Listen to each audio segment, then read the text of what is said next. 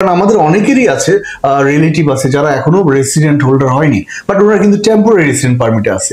তো তারা যদি অ্যাপ্লাই করতে চায় সেক্ষেত্রে মানে ওই পার্টে যারা আছে তারা কিভাবে হেল্প করতে পারবে? আমরা যদি দেখি ইউরোপিয়ান ডেস্টিনেশনে আমাদের মোটামুটি একটা স্টুডেন্টদের একটা বৃহৎ অংশ থাকে, স্টাডি করছেন, পাশাপাশি কিছু ওয়ার্কার আছেন, ওনারা ওখানে জব করছেন বা এমপ্লয়মেন্ট ভিসাতে আছেন। তো তার মানে ওনারা এই যে থাকা স্টুডেন্ট স্টাডি করছে, পাশাপাশি আমরা জব করছি, এইটাকে আমরা টেম্পোরারি রেসিডেন্স হিসেবে ধরতে পারি।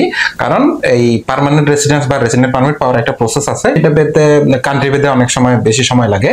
বাট এই ওনারা যারা স্টুডেন্ট আছেন, পাশাপাশি যারা ওখানে জব করছেন, ওনারাও ইনভাইট করতে পারবেন। যখনই আমরা ওই কান্ট্রির লিগ্যাল প্রসেস অনুযায়ী ইনভাইট করার ক্যাপাসিটি, এলিজিবিলিটি আমাদের থাকছে না, তখনই কিন্তু আমরা আমার রিলেটিভকে ওখানে নিতেই পারবো না। এটাকে আমরা ইনভাইটেশন না বলি, আমি এখানে আছি, আমি জব করি বা আমি স্টাডি করি, আমি আমার মাকে ইনভাইট করবো, আমার রিলেটিভস, আমার ভাইকে, বোনকে, স্পাউসকে ইনভাইট করবো। উনি একটা visa support letter, visa request letter embassy বরাবর লিখলো, পাশাপাশি উনার এন্ড থেকে সব ডকুমেন্টস দিয়ে উনি তখনও কিন্তু ইনভাইট করতে পারতেছে। এমন না যে ওইটা না হলেই পারবেন না, তখন হয়তো দেখা যাচ্ছে অ্যাপ্রোচটা একটু চেঞ্জ হচ্ছে, বাট আসার জন্য ইনভাইট ঠিকই করতে পারছেন।